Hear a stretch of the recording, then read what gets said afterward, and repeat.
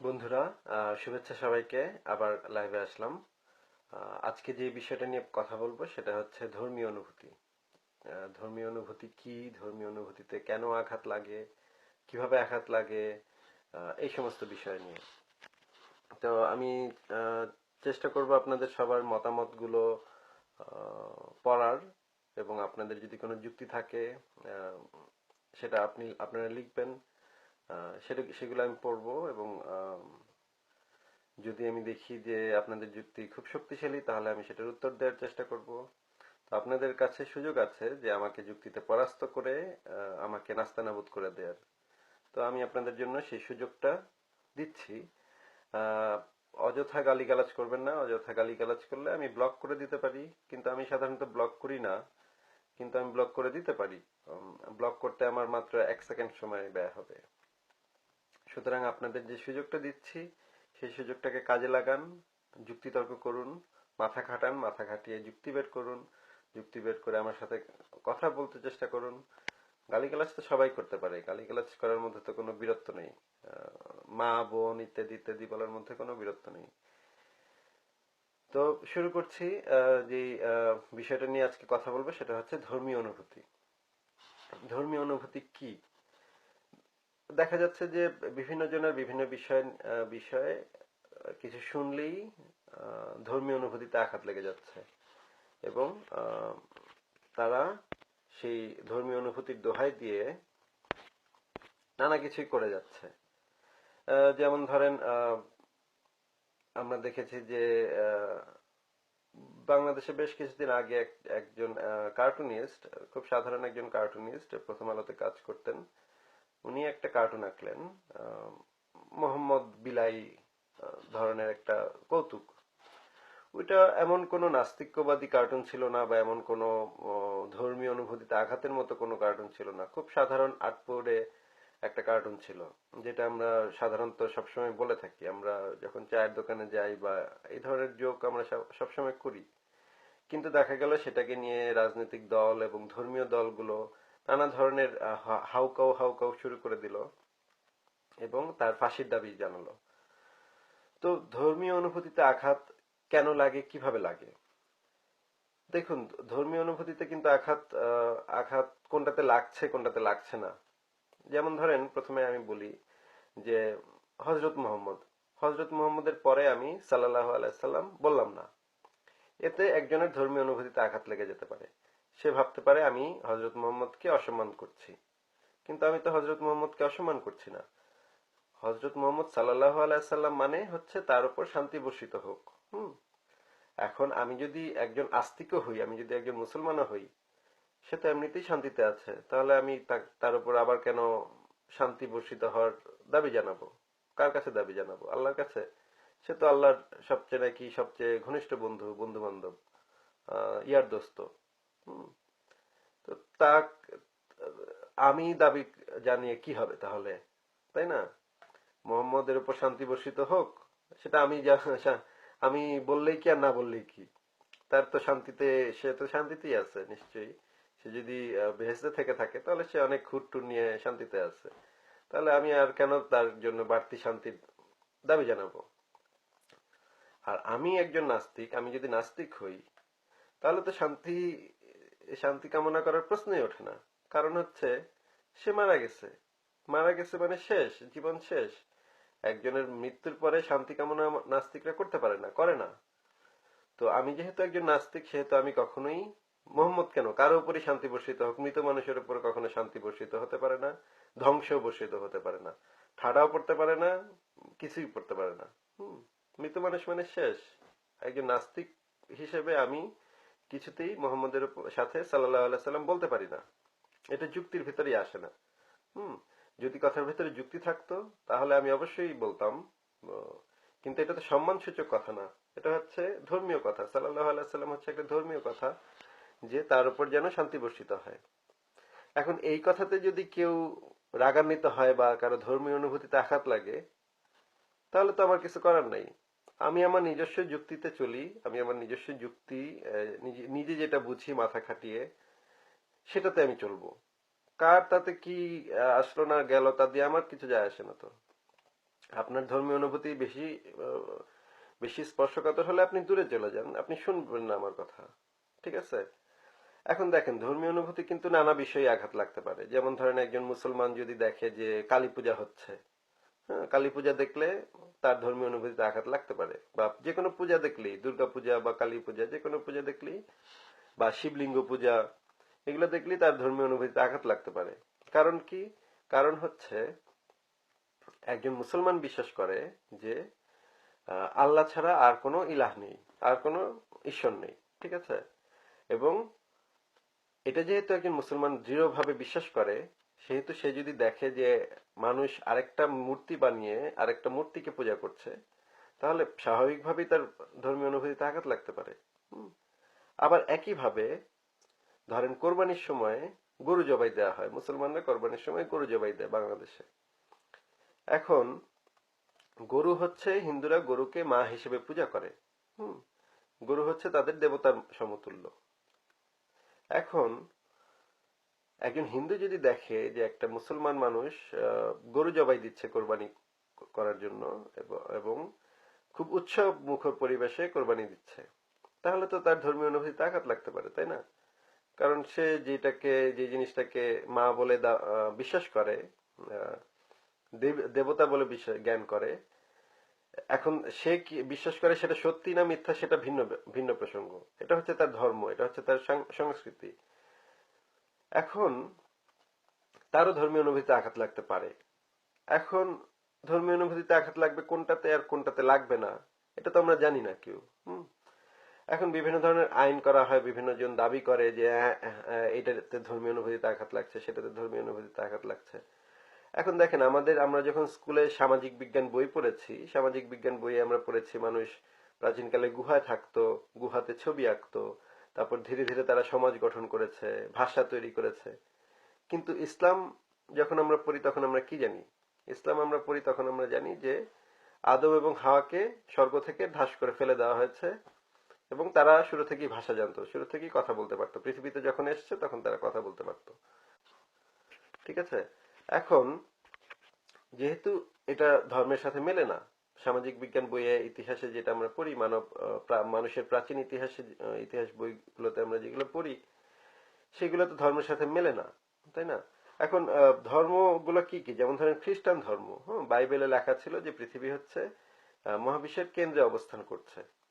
এখন Galileo, Copernicus এরা পরে অনেক গবেষণা করলো এবং অনেক কিছু অ্যানালাইসিস করলো। অ্যানালাইসিস করার পর বুঝতে পারলো যে না, সৌরজগতের কেন্দ্র হচ্ছে সূর্য, এবং পৃথিবী তার চারদিকে ঘোরে। কিন্তু এটা তো বাইবেলের সাথে মিলতো না। তখন কি হলো? তখন মারামারি কাটাকাটি হলো, তাদেরকে অত্যাচার করা হলো, জিওনার্দো ব্রুনোকে পুড়িয়ে মারা হলো। এখন আহ, পরে কিন্তু বাইবেলের যারা রক্ষক ছিল, ক্যাথলিক চার্চ, তারা ঠিকই সে সময় তাদের অবস্থান থেকে পিছিয়ে পিছিয়ে আসতে বাধ্য হলো। কিন্তু ততদিনে অসংখ্য মানুষকে তারা হত্যা করেছে। এখন একজন ধর্মপ্রাণ খ্রিস্টান, সে নিজেও বিশ্বাস করে যে বাইবেলে যা লেখা আছে সেটা সব সত্য। এখন পৃথিবী যদি মহাবিশ্বের কেন্দ্র না হয়, সূর্য যদি সৌরজগতের কেন্দ্র হয়, এই কথাটা তো একজন খ্রিস্টান মুমিনের ধর্মীয় অনুভূতিতে আঘাত লাগতে পারে, তাই না? তারপর যেমন ধরেন বিবর্তনবাদ। বিবর্তনবাদ একদম, মানে ব্রিটিশ মিউজিয়ামে বিবর্তনবাদের এত এত প্রমাণ এখন জমা হয়েছে, এত এত ফসিল এখন জমা হয়েছে, যে এই বিষয়ে আর কোনো সন্দেহের অবকাশই নেই। হ্যাঁ, এখনো অনেক মিসিং লিংক আছে, কিন্তু মিসিং লিংক গুলা বাদ দিলেও যেটা দেখা যায় যে বেশিরভাগ জিনিসই পাওয়া গেছে, অনেক কিছু পাওয়া গেছে। এখন বিবর্তনবাদ তো সমস্ত ধর্মের সাথে সাংঘর্ষিক। এখন বিবর্তনবাদ পড়লেও একজন ধার্মিকের ধর্মীয় অনুভূতিতে আঘাত লাগতে পারে, তাই না? এখন ধর্মীয় অনুভূতিতে আঘাত বিভিন্ন কারণে লাগতে পারে। একজন যে মনে করে যে মেয়েদের বোরখা পরা উচিত, সে যদি সালোয়ার কামিজ পরে একটা মেয়েকে দেখে, তাহলেও তার ধর্মীয় অনুভূতিতে আঘাত লাগতে পারে। সে ভাবতেই পারে যে এই মেয়েটার দায়িত্ব হচ্ছে, কর্তব্য হচ্ছে বোরখা পরা বা হিজাব পরা, কিন্তু সে যেহেতু পড়ছে না। এখন ধর্মীয় অনুভূতিতে তো সবকিছুতেই আঘাত লাগে। দেখা যাচ্ছে যে আমি আল্লাহ মানি না, এটাতেও একজনের ধর্মীয় অনুভূতিতে আঘাত লেগে গেল। এখন আমি কি করব? এখন কথা হচ্ছে আপনার ধর্মীয় অনুভূতিকে আপনি সামলাতে হবে। হুম। আমার আমার আমারও অবিশ্বাসী অনুভূতি থাকতে পারে। হুম। বা আমারও যৌন অনুভূতি থাকতে পারে। একটা মেয়েকে দেখলে আমার খুব ভালো লাগতে পারে। হুম। কিন্তু আমি মেয়েটার উপর গিয়ে ঝাঁপিয়ে পড়বো না। মেয়েটাকে আমি দেখবো, সুন্দর, হ্যাঁ ভালো, আমি আমার কাজে চলে যাব। ঠিক আছে? এখন আমি যদি বলি যে ওই মেয়েটা আমার যৌন অনুভূতিতে আঘাত করেছে, সেহেতু ওই মেয়েটাকে আমি এখন রেপ করব, এটা তো হচ্ছে কি অসভ্য মানুষের কাজ, অসভ্য বর্বর আরব সমাজের মানুষের কাজ। হুম। মধ্যযুগের যে আরব হিংস্র পশুরা ছিল, সেই পশুগুলো এই কাজ করত। আমি তো সেটা করব না। আমি যদি একটা সুন্দর মেয়েকে দেখি, আমার ভালো লাগবে, আমি হয়তো তাকে বলবো তোমাকে খুব ভালো লাগছে, খুব সুন্দর লাগছে, তারপর আমি আমার নিজের কাজে চলে যাব। আমি কিছুতেই তার উপর ঝাঁপিয়ে পড়বো না। এখন সে আমার প্রেমানুভূতিতে আঘাত লাগতে পারে, আঘাত দিতে পারে, আমার যৌন অনুভূতিতে আঘাত দিতে পারে। কিন্তু আমি কখনোই আরেকজন মানুষের উপরে আক্রমণ করব না। এটা হচ্ছে একটা সভ্য মানুষের কাজ। এখন ধর্মীয় অনুভূতিতে আঘাত লাগতে পারে, আমার নিজের অবিশ্বাসী অনুভূতি আছে। হ্যাঁ, আমি যেহেতু অবিশ্বাসী একজন, আমার অবিশ্বাসী অনুভূতি আছে। এখন দেখেন, যদি কেউ ফেসবুকে এসে রিচার্ড ডকিন্সকে গালিগালাজ করে বা ডক্টর হুমায়ুন আজাদকে গালিগালাজ করে, কয়েকদিন আগে একজন আমাকে লিখেছে যে আরো জালি মাতব্বর হচ্ছে জারো জালি মাতব্বর। কই, আমার তো কোনো অনুভূতিতে আঘাত লাগে নাই।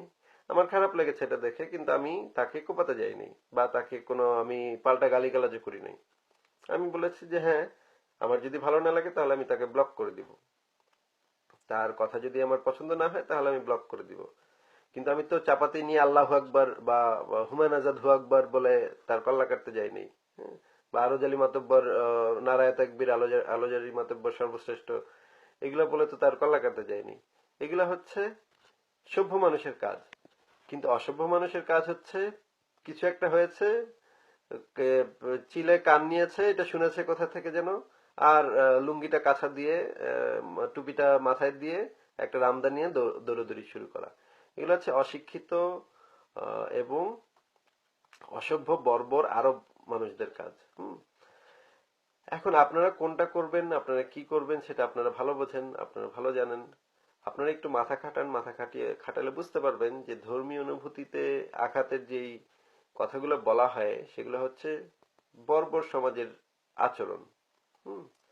আপনার অনুভূতিতে আঘাত লাগতে পারে, অবশ্যই আপনার ধর্মীয় অনুভূতি, আপনার রাজনৈতিক অনুভূতি।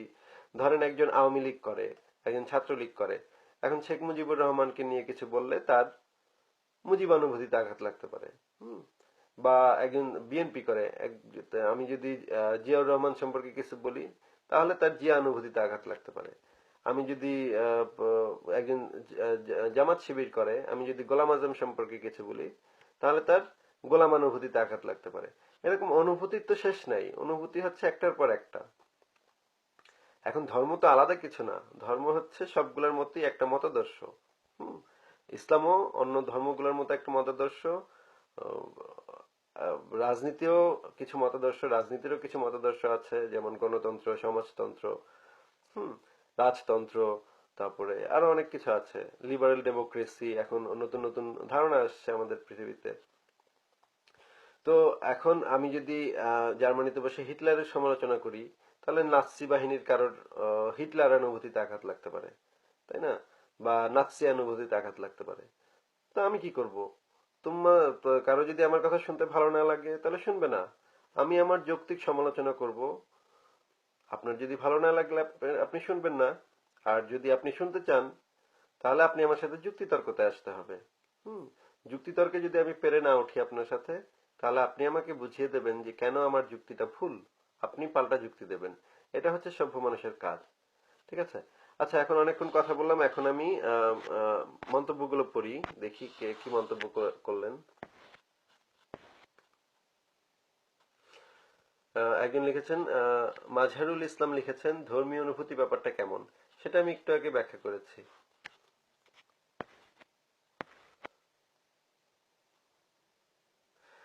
আজব মানুষ লিখেছেন, আমি মনে করি ধর্মীয় বিষয়ে আলোচনা সমালোচনা করা যেতে পারে, কিন্তু কটূক্তি করা কি ঠিক? কটূক্তি না, কটূক্তি হবে, আপনি বানান ভুল লিখেছেন। আহ, কটূক্তি আসলে কি জিনিস? যেমন ধরেন, কটূক্তি আমি কাকে বলবো? যে ধরেন কৃষ্ণর যে এতগুলো সখী ছিল সেটা তো মিথ্যা না, তাই না? সুলাইমানের যে এতগুলো উপপত্নী ছিল, রক্ষিতা ছিল, সেটা তো মিথ্যা না, তাই না? এখন হজরত সুলাইমানের যদি আমি যদি বলি যে হজরত সুলাইমানের 3,000 রক্ষিতা ছিল, আপনি পড়েন, আপনি বই পড়েন, বই পড়লে আপনি দেখবেন যে সুলাইমানের 3,000 রক্ষিতা ছিল। মানে কত নিকৃষ্ট মানুষ, কত নিকৃষ্ট রাজা যার 3,000 রক্ষিতা লাগে। হেরেম ছিল তার, হ্যাঁ, মেয়েদের হেরেম ছিল। সেই হেরেমের ভিতরে মেয়েদের নগ্ন করে রেখে দিত সেখানে এবং তাদেরকে ভোগ করত। সেই মেয়েরা মানুষ, যাদেরকে সে এই হেরেমের ভিতরে রাখতো, সেই মেয়েরা মানুষ এবং প্রত্যেকটা মেয়ের মর্যাদা আছে, সম্মান আছে। 3,000 রক্ষিতা তার লাগে। এখন আমি যদি বলি যে সোলাইমান একটা লম্পট লোক ছিল, ভয়ঙ্কর লম্পট লোক ছিল, শুধু লম্পট না, ভয়ঙ্কর লম্পট, এর সাথে তো তার কাছে শিশু মাত্র। আমি যদি বলি যে সোলাইমান একটা লম্পটের লম্পট, এটা কি কটূক্তি? এটা তো সত্যি কথা। হ্যাঁ, এটা তো কটূক্তি না। এটা কিভাবে কটূক্তি? হ্যাঁ, কটূক্তিও যদি হয় তাহলে তো এটা সত্যি কথা। এখন হজরত মুহাম্মদের যে নাতি, তার 300টা মুতা বিবাহ করেছিল, সে 300-র বেশি মুতা বিবাহ করেছিল। হ্যাঁ, আপনি বই পড়েন, আপনি বই পড়ে দেখেন কতগুলো মুতা বিবাহ সে করেছিল। সে তো একটা প্লে বয়। সে মানে তার নানা ছিল মোহাম্মদ, এই জিনিস কাজে লাগিয়ে সে একটার পর একটা মুতা বিবাহ করতো, মেয়ে দেখলেই তার মাথা খারাপ হয়ে যেত। এটা তো মিথ্যা না। আপনি দেখেন, আপনি শিয়াদের যে বইগুলো আছে সেগুলো পড়েন, সেগুলো পড়লে আপনি যা দেখবেন যে কতগুলা মুতা বিবাহ সে করেছিল। এগুলো কি কটূক্তি? এখন হজরত মুহাম্মদ এতগুলো বিয়ে করেছে, সে বহু বিবাহ করেছে, সে বহুগামী ছিল, সে দাসীর সাথে দাসীর ঘরেও তার একটা সন্তান হয়েছিল, দাসী মারিয়ার ঘরে তার একটা সন্তান হয়েছিল। সে সন্তানের নাম ছিল ইব্রাহিম। আপনি পড়েন মারিয়া কিপ্তিয়া কে ছিল এবং তার ঘরে ইব্রাহিম নামে একটা সন্তান হয়েছিল কিনা। এখন দাসীর ঘরে যে সন্তান জন্ম দেয়, সে তো খুব একটা সৎ চরিত্রের মানুষ না, তাই না? সে তো লম্পট স্বভাবের মানুষ। এখন এই জিনিসগুলা কি কটূক্তি নাকি এগুলা? এগুলা সত্য কথা। এগুলা তো হাদিসের লেখা আছে। সে এতগুলা বিয়ে করেছে, সে শিশু একটা মেয়েকে বিয়ে করেছে, সে শিশুকামী ছিল। এগুলো তো মিথ্যা কথা না, এগুলো কটূক্তি কিভাবে?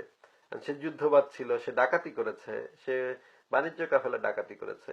এটা কি কটূক্তি নাকি এটা সত্যি কথা? আপনি হাদিস পড়েন, আপনি মুহাম্মদের জীবনী পড়েন, দেখেন আপনি যে সে মানুষ মেরেছে, সে মানুষ খুন করার হুকুম দিয়েছে, সে খুনি। তাহলে এটা কি কটূক্তি নাকি সত্যি কথা? এখন আমি তো কাউকে মা বাপ তুলে গালি দিচ্ছি না। আমি কি কাউকে মোহাম্মদকে কখনো মা বাপ তুলে গালি দিয়েছি? না, আমি কখনো কাউকে মা বাপ তুলে গালি দিইনি। আমি যেটা বলছি সেটা হচ্ছে এই যে এভিডেন্স সহকারে হাদিসের হাদিসের ব্যাখ্যা সহ, কোরআনের আয়াতের ব্যাখ্যা সহ, সবকিছু সহ আমি এভিডেন্স দিচ্ছি আপনাকে। আপনি নিজে যাচাই করে দেখুন। আমি যদি ভুল হই তাহলে আমাকে ভুল ধরিয়ে দিন। এখন আমাকে যদি ভুল ধরাতে না পারেন তাহলে তো আমার কথা ঠিক, তাই না? এখন এটা কটূক্তি কিভাবে হয়?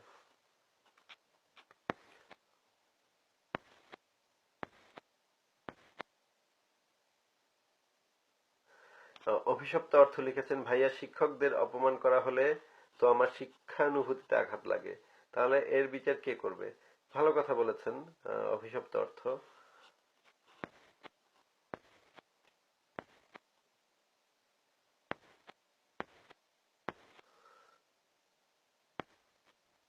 ম্যাডলি বাঙালি বলেছেন, আপনার পরিশ্রম কিছুটা হলেও সার্থক, কমেন্ট পড়ে বোঝা যাচ্ছে। হ্যাঁ, আমি তো সবার সাথে কথা বলার চেষ্টা করছি। এখন গালি দিলে কি করার আছে?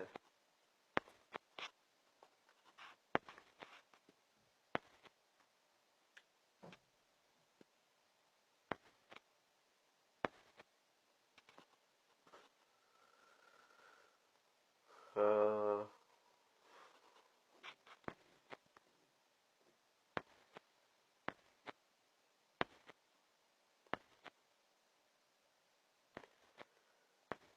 আর কোনো প্রশ্ন, তেমন কোনো যুক্তি দেখতে পাচ্ছি না। আজে বাজে কথা দেখতে পাচ্ছি। শাকিল সাকিব লিখেছেন, আপনি আসুন বিতর্ক অনুষ্ঠান করেন ইসলামী স্কলার সাথে, তখন আপনার যুক্তি কতটুকু সত্য তা প্রমাণ হবে। সমালোচনা নামে ধর্মকে আঘাত করবেন তা মেনে নেওয়া হবে না। ভাই একটু বানান টানান ঠিকভাবে লেখেন। আপনি কি লিখেছেন? এতটুক লিখেছেন, এতটুকুর ভিতরে অনেকগুলা বানান ভুল। কি লিখেছেন তা পড়া খুব দুষ্কর। নিশ্চয়ই আপনি মাদ্রাসায় পড়ালেখা করেছেন, এই জন্য পড়ালেখা ভালোভাবে শিখতে পারেননি। আপনি একটু মানে আদর্শ লিপি ভালো করে পড়বেন, বানান কিভাবে লিখতে হয় সেগুলো পড়বেন। আর আপনার যদি বিতর্ক অনুষ্ঠান করার ইচ্ছা থাকে তাহলে আপনি আপনার ইসলামী স্কলারদেরকে বলুন আমার সাথে বিতর্কে আসতে। আমি তাদের সাথে বিতর্ক করার জন্য প্রস্তুত আছি। যে কোনো ইসলামী স্কলার, পৃথিবীর যে কোনো প্রান্তের যে কোনো ইসলামী স্কলার আসুক, আমি বিতর্ক করার জন্য প্রস্তুত আছি। কিন্তু কথা হচ্ছে যে বিতর্ক অবশ্যই হতে হবে নিরপেক্ষ ভেন্যুতে, এবং লাইভে, সবাই যেন তা দেখতে পায়। ঠিক আছে, ধন্যবাদ।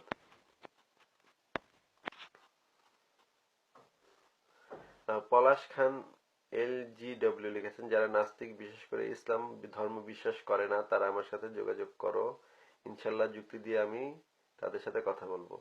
এখানেই তো আপনি যুক্তিগুলো দেন। আপনার কেন আপনার সাথে আবার যোগাযোগ করতে হবে? আপনার এত যুক্তি যেহেতু আছে সেহেতু আপনি এখানেই লিখে ফেলেন। দেরি করছেন কেন? দেরি করলে তো লেট হয়ে যাবে।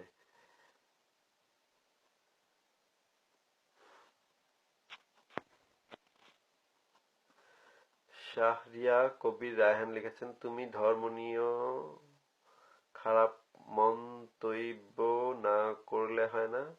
না, খারাপ জিনিসকে নিয়ে তো মন্তব্য করতেই হবে, খারাপ জিনিসকে নিয়ে খারাপ মন্তব্য করতে হবে।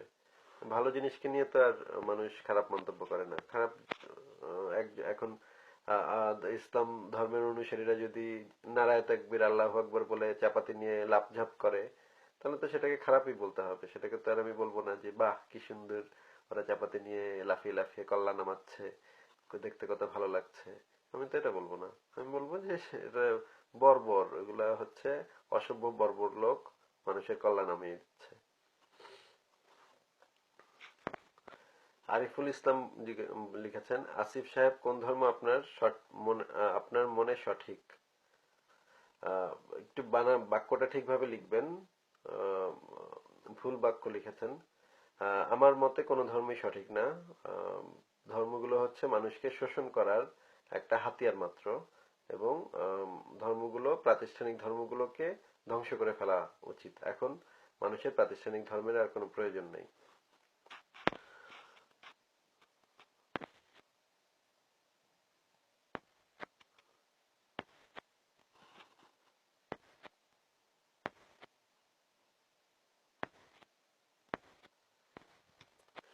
একটা জিনিস লক্ষ্য করলাম যে আমাকে আহ, চরম গালিগালাজ করে যাচ্ছে এক একজন, কিন্তু তারা আবার আমার লাইভ ভিডিও দেখতে আসছে। মানে আমার আহ, আমি এই ব্যাপারটাই বুঝতে পারি না যে আমার ভিডিও বা আমার কথা যদি এতই অপছন্দ হয়, তো সারাক্ষণ অপেক্ষা করে কখন আমি লাইভে আসবো, আবার মেসেজ দেয়, মেসেজ দিয়ে বলে গালি দিয়ে বলে কখন লাইভে আসবি। মানে এই ব্যাপারটা মজার যে তারা আমার লেখা পড়তে চায়, তারা আমার ভিডিও দেখতে চায়, তারা আমার কথা শুনতে চায়, কিন্তু একটা গালি দিয়ে। ব্যাপারটা খুবই আহ, আহ, আমি খুব মজা পাই এই সমস্ত ব্যাপারে।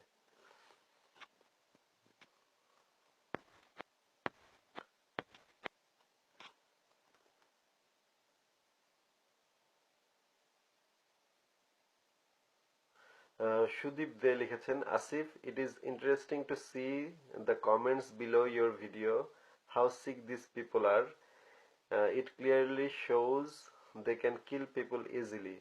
হ্যাঁ, আমি তো সেটাই অনেকদিন ধরে বলে আসছি যে যেমন ধরেন যে সাকিব আল হাসানের স্ত্রী একটা ছবি দিয়েছিল, খুব সুন্দর একটা ছবি দিয়েছিল। সে ছবির নিচে বাংলাদেশের বাঙালি মুমিন মুসলমানরা যে কি পরিমাণ খারাপ খারাপ কথা বলেছে, এগুলা রেগুলার হয়, প্রতিদিন হয়। একদিন দুই দিন না। মানে একদিন দুই দিন মানুষের একটু মাথা খারাপ থাকতে পারে, কিন্তু ডেইলি ডেইলি ডেইলি ডেইলি দেখে আসছে এই জিনিসগুলা। এখন এই যে এই অসভ্য যে একটা জাতি তৈরি হয়েছে, পুরো জাতির ভিতরে এই অসভ্যতার মাত্রা, এই বর্বরতার মাত্রা এত ছড়িয়ে গেছে। এখন এই জাতিকে শিক্ষিত না করলে আর কোনো উপায় নেই। এগুলা দেখবেন যে রাস্তায় কয়েকদিন পর কুকুরের মতো দৌড়াবে এবং মেয়েদের দেখলেই ধর্ষণ করবে। এগুলা হচ্ছে এই যে ভাদ্র মাসে পাগল কুত্তা আছে না, মুমিন মুসলমান গুলা হচ্ছে হয়ে উঠবে। এখন এখন হয়ে উঠেছে, ভাদ্র মাসের পাগলা কুত্তা হয়ে উঠেছে। এবং কয়েকদিন পরে দেখবেন, টের পাবেন, আরো টের পাবেন যে দেখা যাবে একটা মেয়ের একটু চুল দেখা গেছে, এই জন্য তাকে রেপ করে ছেড়ে দিবে। এগুলা হচ্ছে মুমিন মুসলমান, ধর্মান্ধ মুমিন মুসলমানের চরিত্র। হুম।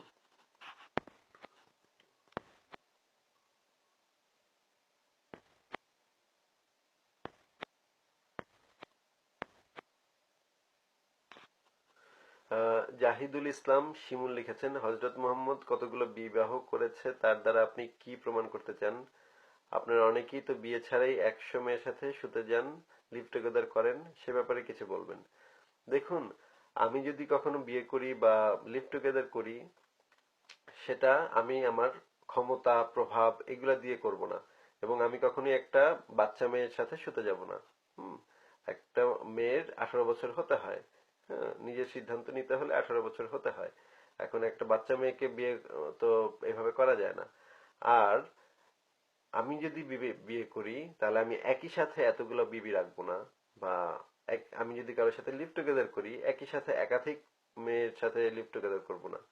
আমার সাথে একজনের সম্পর্ক হলে সেই সম্পর্ক থাকবে, সেই সময় আমি অন্য কোনো মেয়ের সাথে অন্য কোনো কিছু করব না।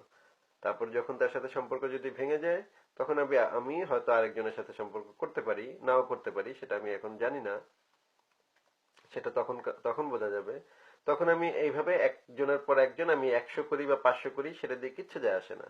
কিন্তু একই সাথে মানে এতগুলা বিবি নিয়ে একই সাথে থাকা, এটা হচ্ছে চরম নোংরামি, চরম। আপনি চিন্তা করেন, আপনার বাবা বা বা আপনার বাবা ধরেন, আপনার বাবা যদি 10টা বিবি রাখতো ঘরের ভিতরে, 10টা রুম, ঘরের ভিতরে 10টা রুম, 10টা রুমে 10টা বিবি, এক একদিন এক একজনের সাথে গিয়ে রাতে থাকতেছে। এটা কত জঘন্য একটা ব্যাপার না? প্রেম, ভালোবাসা, বিয়ে এগুলো হচ্ছে মানুষের খুব রোমান্টিক ব্যাপার, এগুলো ভালোবাসার ব্যাপার। মানুষ একই সাথে তো 10টা মেয়েকে ভালোবাসতে পারে না। এগুলো হচ্ছে এর স্বাদ। তারপরে আপনার কি যেন ওগুলোর নাম, যে লম্পট গুলো আছে, সেই লম্পট গুলার কাজ। হ্যাঁ, পৃথিবীতে অনেক বড় বড় লম্পট ছিল, সেই লম্পট গুলা এই সমস্ত কাজ করেছে। একই সাথে তো একাধিক নারীর সাথে সম্পর্ক করা যায় না।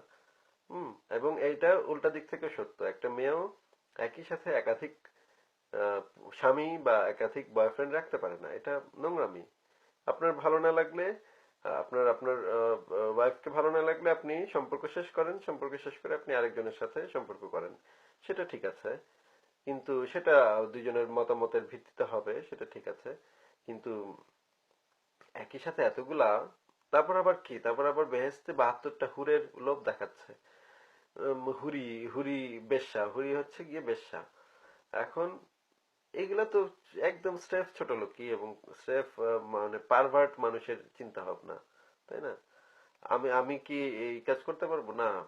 দুঃখিত ভাই, আমি একই সাথে 10-12টা বিবি, 10-12টা গার্লফ্রেন্ড এগুলা রাখা আমার পক্ষে সম্ভব না। হ্যাঁ, অনেকেই রাখে, অনেকেই একই সাথে একাধিক সম্পর্ক করে, কিন্তু আমি এটা করতে পারবো না। এবং যারা করে তাদেরকে আমি মনে করি তারা তাদের চরিত্রগত সমস্যা আছে, তাদের আলুর দোষ আছে। হুম। সুতরাং আপনাদের মহানবীরও আলুর দোষ ছিল। ঠিক আছে।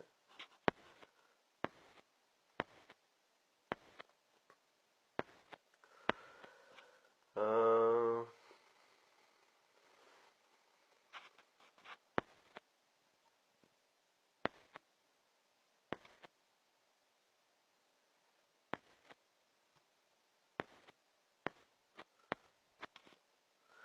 সাবরিনা হক লিখেছেন, no one wants to accept others opinion, rather commenting crazy, which shows how uncivilized we are.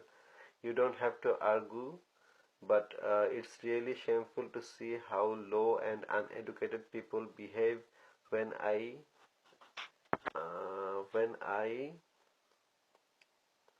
read people's comment. I am sure I will hear something from others as well for saying this. ধন্যবাদ সাবরিনা হক।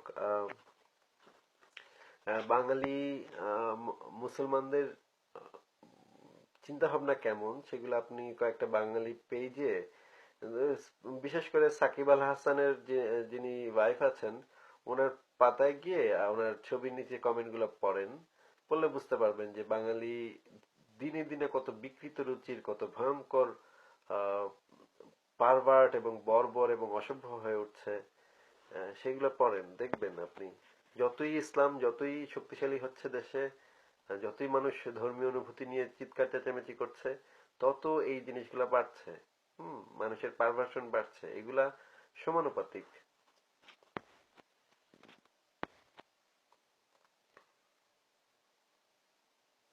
তানভীর খান লিখেছেন, আচ্ছা আপনি যে বলেছেন আপনার আমার নবী মোহাম্মদ খুন করার নির্দেশ দিয়েছেন, তা আপনি কই পেলেন? যুক্তি সহকারে বুঝিয়ে বলেন। ভাই আপনাকে আমি এই বই দিচ্ছি, আপনি বইগুলো পড়বেন।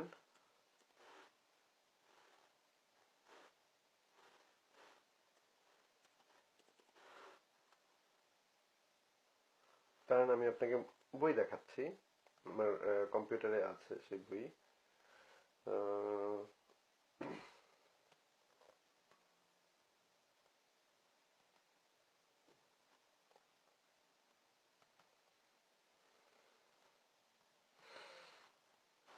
এই যে দেখুন, এই বইটার একটা পিডিএফ।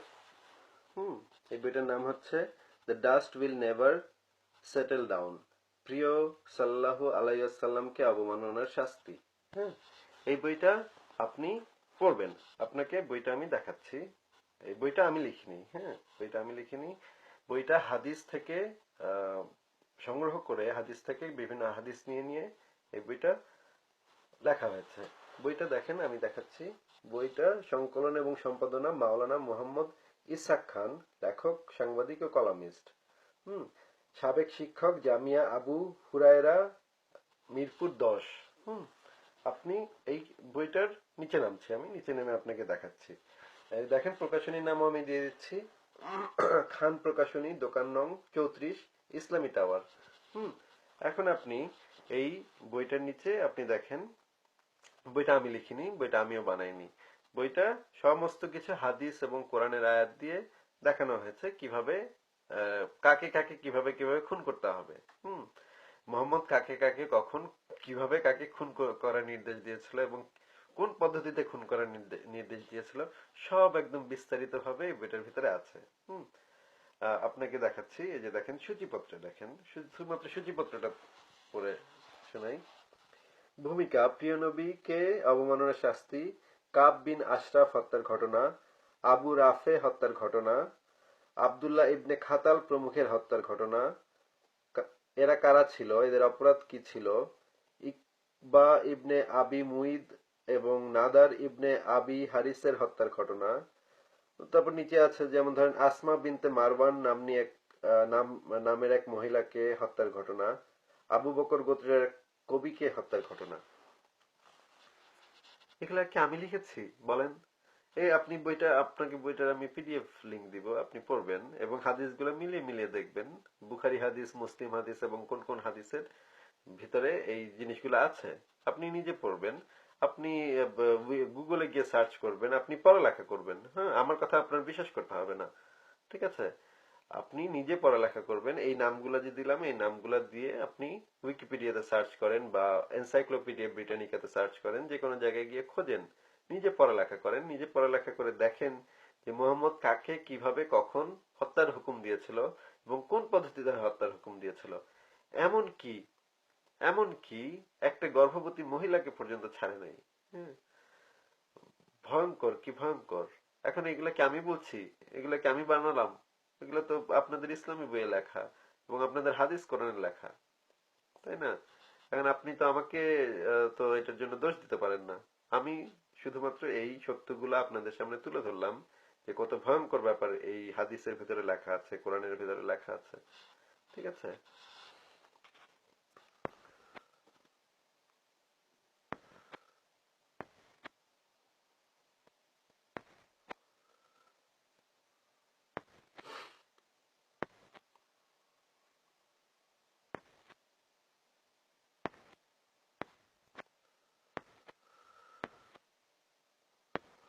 আর তেমন কোনো যৌক্তিক প্রশ্ন দেখতে পাচ্ছি না। আপনারা যৌক্তিক প্রশ্ন করুন, আমি উত্তর দিব।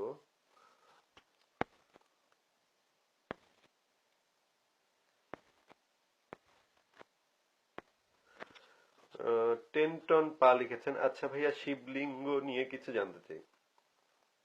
শিবলিঙ্গ হচ্ছে প্রাচীনকালে মানুষ উর্বরতার পূজা করত। হুম যোনির পূজা করত এবং লিঙ্গের পূজা করত। এগুলো হচ্ছে উর্বরতার প্রতীক। এখন যেমন ধরেন কাবা শরীফে একটা পাথর আছে। সেই পাথরটার নাম হচ্ছে হাজরে আসওয়াদ পাথর। বলা হয় যে সেই পাথরটা নাকি একটা আকাশ থেকে, স্বর্গ থেকে এসে মাটিতে পড়েছে। স্বর্গ থেকে এসে যখন পড়েছে তখন সেই পাথরটা নাকি সাদা ছিল এবং মানুষের পাপের কারণে নাকি সেই পাথরটা কালো রং ধারণ করেছে। হুম এখন স্বাভাবিকভাবে বোঝা যায় যে প্রাচীনকালে হয়তো উল্কা পড়েছিল। উল্কা যখন আকাশ থেকে নামে তখন এটা আগুনের মতো গনগনে থাকে। তো মানুষ দেখেছিল যে, সেটা ভেবেছিল সে সাদা। তারপরে যখন সেটা মাটিতে পড়েছে তখন সেটা দেখেছে কালো। তো মানুষ ভেবেছে যে এটা আকাশে ছিল সাদা, এখন হয়ে গেছে কালো। তো তখন আরব দেশের মানুষ ভেবেছে যে এটা নিশ্চয়ই স্বর্গ থেকে পড়েছে। এগুলা ভেবে ভেবে তারা ওই হাজরে আসওয়াদ পাথরটাকে নিয়ে পূজা করা শুরু করলো এবং সেটা নিয়ে নানা ধরনের, তারা তো জানতো না যে আকাশ থেকে যে উল্কা পড়ে, তাদের জ্ঞান ছিল কম।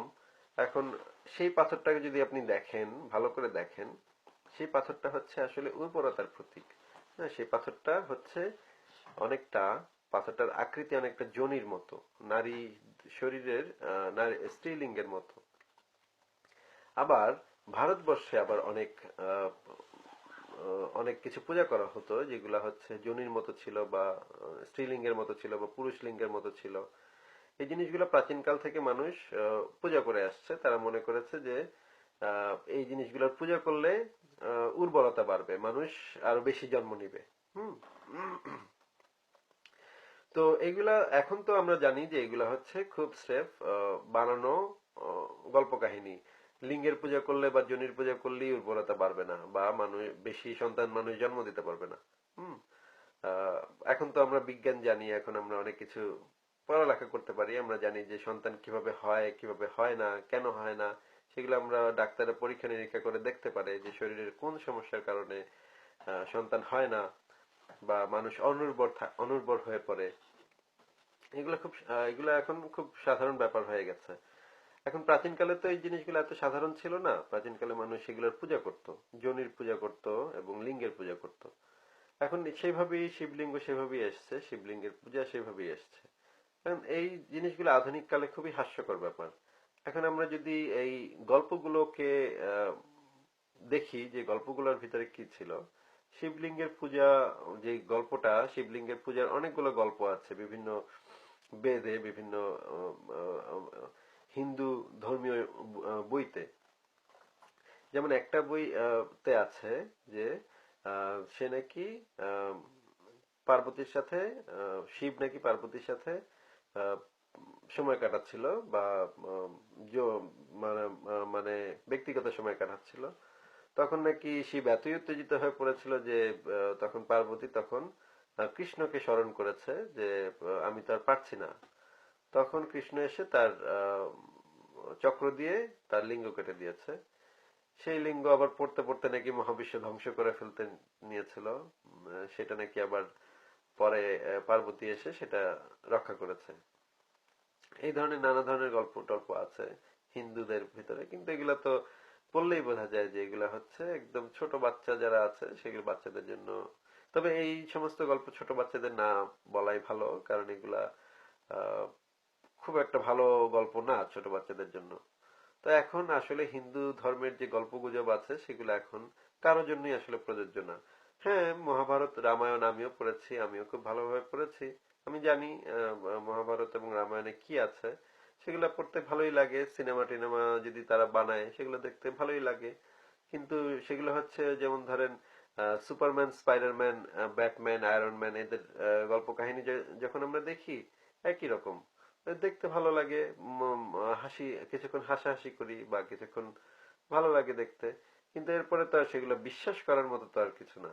তো শিবলিঙ্গ বা দুর্গা, কালী, এগুলো তো আহ, কেউ বিশ্বাস করলে তখন তো আমার হাসি পায় যে এগুলা কিভাবে বিশ্বাস করে আধুনিক যুগে থেকেও মানুষ কিভাবে এগুলো বিশ্বাস করে, তাই না?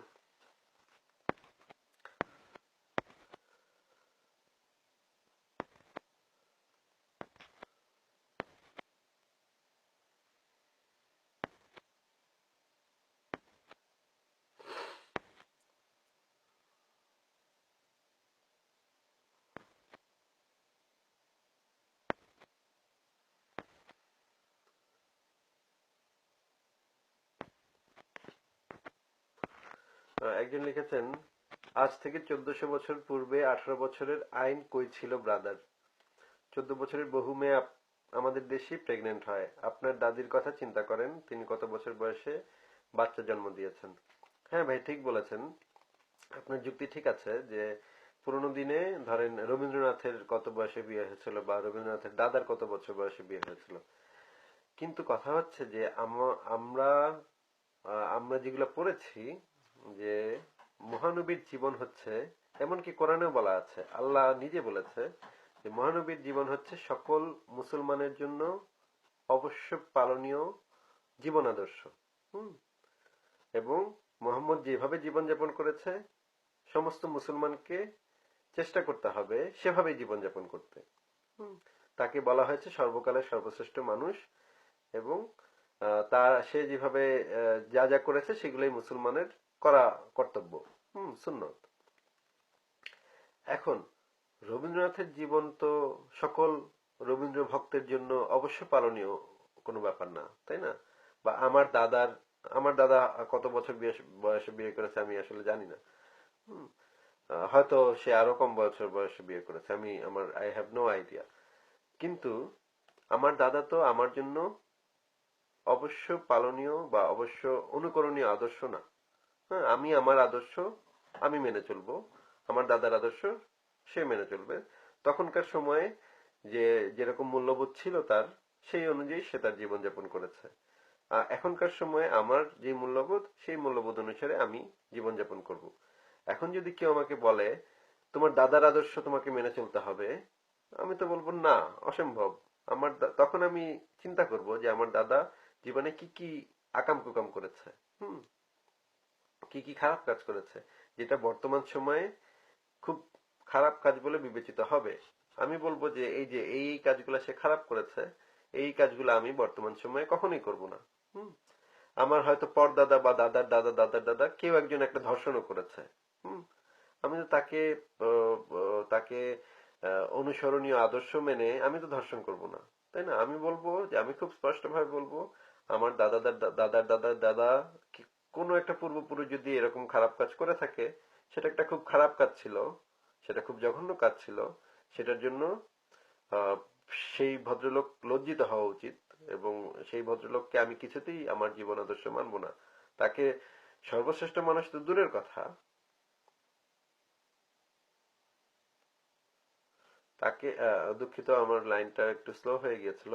তাকে সর্বকালের সর্বশ্রেষ্ঠ মানুষ ভাবা তো দূরের কথা, তাকে আমি একজন ভালো মানুষ বলেই গণ্য করব না। ঠিক আছে?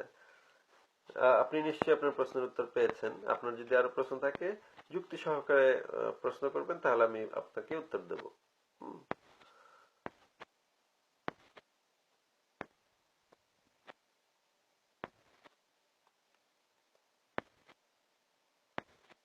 একজন লিখেছেন, কিছু কারণে আজকে আপনাকে দেখতে দেরি হয়ে গেল। সালমান সামি মুমিন লিখেছেন। আচ্ছা ভাইয়া, আমি যখন এটা লাইভ ভিডিওটা অফ করে দিব, তখন আপনি আবার এটা প্রথম থেকে দেখতে পাবেন। আপনি ক্লিক করলেই দেখতে পাবেন। দেখার জন্য ধন্যবাদ আপনাকে।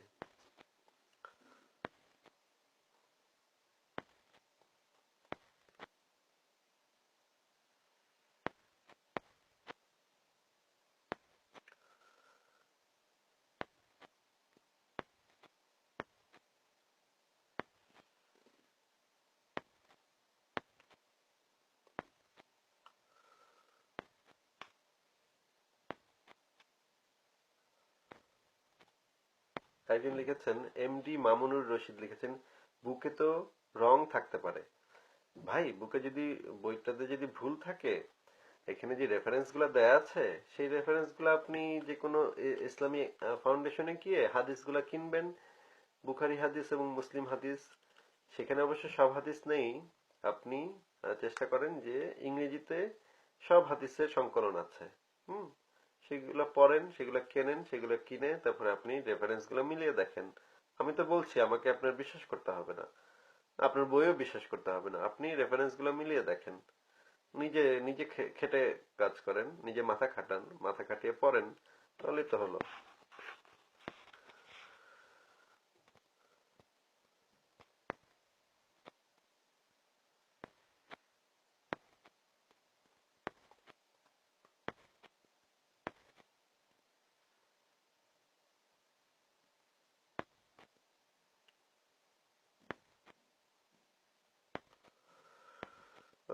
ভালো কোনো প্রশ্ন দেখতে পাচ্ছি না, বা ভালো কোনো যুক্তি দেখতে পাচ্ছি না।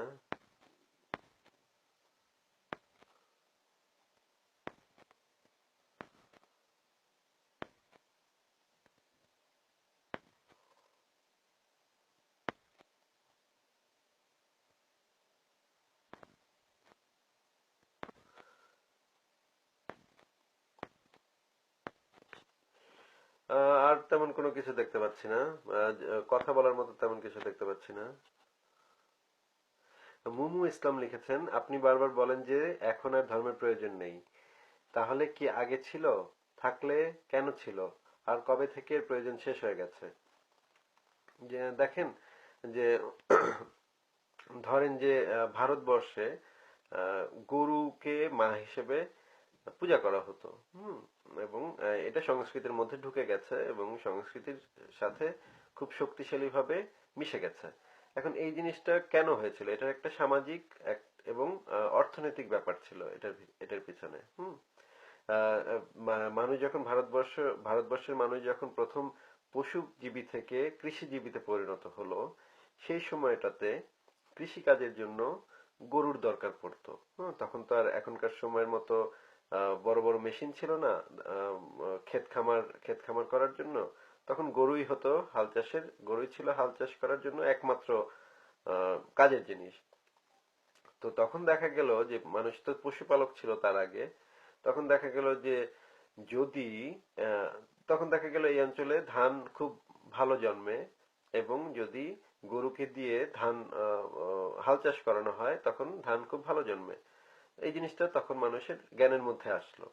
হুম, এবং তারা দেখলো যে তারা যদি গরুকে মেরে খেয়ে ফেলে তখন তাদের হাল চাষ করার মতো আর যথেষ্ট গরু থাকে না। হুম, তখন তারা কি করলো? তখন তারা গরু জবাই দেয়া কমানো শুরু করলো এবং একটা সামাজিক বিপ্লব তৈরি হলো যে গরুকে যেন আর জবাই করা না হয়।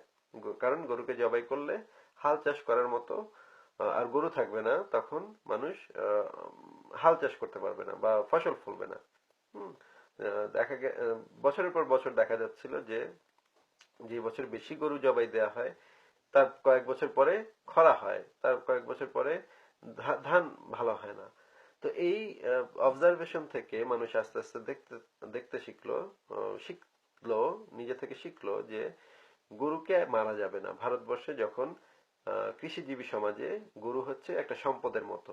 আমাদের এখনো দেখবেন বা আমাদের কৃষকরা গরুকে খুব ভালোবাসে এবং একই সাথে গরুর দুধ তারা খায় এবং গরু কে যত্ন করে। এখন যার দুধ খায়, যার বুকের দুধ খায়, তাকে মা হিসেবে সম্মান তারা দিত সেই সময়। হুম এখন এই জিনিসটা পরে হিন্দু ধর্মের ভিতরে আহ যুক্ত হলো। হুম এখন এই জিনিসটা যখন এই ধরনের ঘটনাটা ঘটলো তখন সেই জিনিসটা ছিল একটা পজিটিভ ব্যাপার, অর্থনৈতিক ব্যাপার এবং সামাজিক ব্যাপার। সেই সময় এই আহ, মানে প্রথাটার একটা প্রয়োজন দেখা দিয়েছিল। এই ধরনের প্রথাগুলা বিভিন্ন কারণে, রাজনৈতিক কারণে বা সামাজিক কারণে বা অর্থনৈতিক কারণে তৈরি হয় এই ধরনের ঘটনাগুলো। তো এখন পরবর্তীতে যখন ট্রাক্টর আবিষ্কার হলো বা হাল চাষ করার আধুনিক যন্ত্রপাতি আবিষ্কার হলো, তখন তো আর এই প্রথাটার এখন আর প্রয়োজন পড়ে না। এখন আমরা গরুকে জবাই দিয়ে খেতে পারি। তখন এখনকার অবস্থা সেই সময়ের মতো আর না। এখন এখন যদি ভারতে দাবি করা হয় যে যে গরু কোরবানি দিবে তাকে মৃত্যুদণ্ড দেয়া হবে। হুম তো তাই এটা তো একটা মানে হাস্যকর একটা ব্যাপার হয়ে যাবে।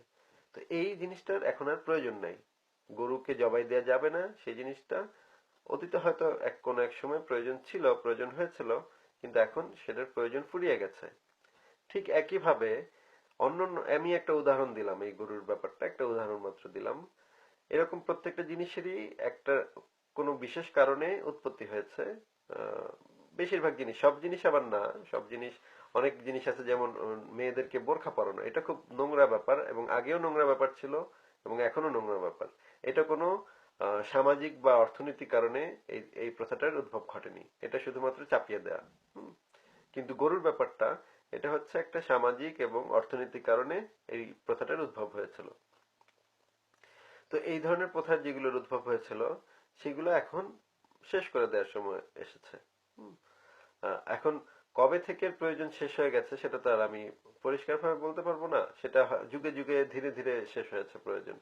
এখন আমরা দেখতে পাচ্ছি যে সেই প্রথাটার, যেমন গরু কোরবানি দেয়া যাবে না বা গরুকে সম্মান দিতে হবে, এই প্রথাটার এখন আর প্রয়োজন নেই। হুম।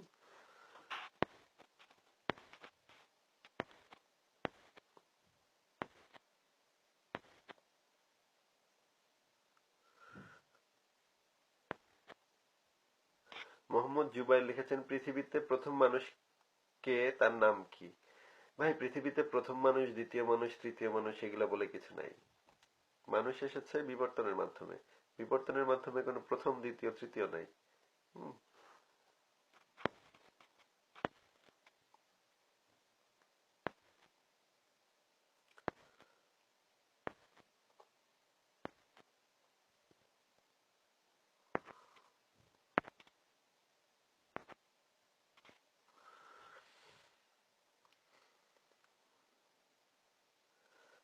অর্ণব লিখেছেন, বার্মিংহাম বিশ্ববিদ্যালয়ে যে মুহাম্মদের জন্মের পূর্বের সময়কালীন একটা কোরআনের ফ্রাগমেন্ট পাওয়া গেছে। আপনার কি মনে হয় কোরআন ইলিয়াড ওডিসি এর মতো প্রাচীন কোনো মহাকাব্য যা পরবর্তীতে মুহাম্মদের হাতে পড়ে? কোরআন কি তার লেখা নাকি তারও পূর্ববর্তী অন্য কারো? এই বিষয়ে আহ, এই বিষয়ে যে কোরআনটা পাওয়া গেছে সেটার নিউজ আমি পড়েছি এবং আমি পড়েছি যে এটা খুব ইন্টারেস্টিং একটা ব্যাপার, যে মুহাম্মদের জন্মের আগে সেটার কার্বন টেস্ট করে দেখা গেছে যে সেটা মুহাম্মদের জন্মের আগে, জন্মের আগে হওয়া সম্ভব। এখনো পুরোপুরি নিশ্চিত না, কিন্তু সেই গবেষণাটার ফলাফল পরিষ্কারভাবে না বাইরে বের করা হচ্ছে না। আমি জানতে চাই, আমিও জানতে চাই, যে পরিষ্কারভাবে জানতে চাই যে সেইটা কোন সময়ে। আহ, এখন কিন্তু অনেক উন্নত মানের গবেষণা আছে, আহ, অনেক উন্নত মানের কার্বন টেস্ট আছে, সেই কার্বন টেস্ট দিয়ে খুব স্পেসিফিকলি এটা বের করা দরকার যে সেটা কোন সময়ে। এবং সেটা যদি মুহাম্মদের আগে হয়ে থাকে তাহলে সেটা হবে একটা বিস্ময়কর আবিষ্কার এবং এখনকার সময়ের অন্যতম বড় একটা ব্যাপার হবে, ঘটনা হবে। এখন ব্যাপার হচ্ছে, মুহাম্মদের একজন চাচা ছিল, সে আসলে তার নাম ছিল নওফেল হাতেম। সে হচ্ছে গিয়ে খাদিজার সাথে তার যখন বিয়ে হয়েছিল সেই বিয়ের ঘটকালি করেছিল সেই নওফেল হাতেম। নওফেল হাতেম যখন জীবিত ছিলেন তখন মোহাম্মদ, নওফেল হাতেম ছিলেন একজন আহ, বহু জ্ঞানী লোক, প্রচন্ড জ্ঞানী লোক, পণ্ডিত লোক ছিলেন। তিনি বাইবেল, তাওরাত এগুলো সব তার মুখস্থ ছিল। সব সম্পর্কে এবং গ্রিক দর্শন সম্পর্কেও তিনি খুব ভালো জানতেন। এখন বলা হয় যে হেরা পর্বতের গুহায় গিয়ে মোহাম্মদ নাকি ধ্যান করত। ব্যাপারটা এরকম নাও হতে পারে, ব্যাপারটা এরকম হতে পারে যে সে নফেল হাতেমের কাছে গিয়ে পড়ালেখা করত বা জ্ঞান অর্জন করত, তার কাছে বিভিন্ন জিনিস জানতে চাইতো। এখন সবচেয়ে ইন্টারেস্টিং ব্যাপার হচ্ছে নফেল হাতেম মারা যাওয়ার পরে 5-6 বছর মোহাম্মদের কাছে আর কোনো ওহী আসেনি। মোহাম্মদ তখন রাস্তায় রাস্তায় পাগলের মতো ঘোরাঘুরি করেছে এবং অনেক বছর ওহী আসে নাই। পরে আবার ওহী আসা শুরু করেছে, কিন্তু পরে যখন ওহী আসা শুরু করেছে সেই ওহীগুলা আর আগের ওহীগুলার মধ্যে ব্যাপক পার্থক্য। হ্যাঁ। তো নওফেল হাতেম যখন জীবিত ছিল ওহীগুলা ছিল একরকম, নওফেল হাতেম মারা যাওয়ার পরে ওহীগুলা হয়ে গেছে আরেক রকম। আপনি দেখবেন যে নওফেল হাতেম জীবিত অবস্থায় যে আয়াতগুলা নাজিল হয়েছে বলা হয় সেই আয়াতগুলো মোটামুটি মানবিক আয়াত, ভালো আয়াত, খারাপ না। হুম। পরবর্তীতে নওফেল হাতেমের মারা যাওয়ার পরে সব আক্রমণাত্মক এবং ধ্বংসাত্মক এবং মাইরা ফেলো কাইটা ফেলো এই ধরনের আয়াত। তো এই জিনিসগুলা ইন্টারেস্টিং, এই জিনিসগুলা মানে বিস্তারিত গবেষণার দাবি রাখে এবং আমাদের আরো এগুলো ভালোভাবে জানা উচিত, জানা দরকার, এগুলো নিয়ে খোলাখুলি আলোচনা করা দরকার। খোলাখুলি আলোচনা করা গেলে আরো আমরা অনেক কিছু জানতে পারতাম। ধন্যবাদ আপনাকে আপনার ভালো চমৎকার প্রশ্নটা করার জন্য।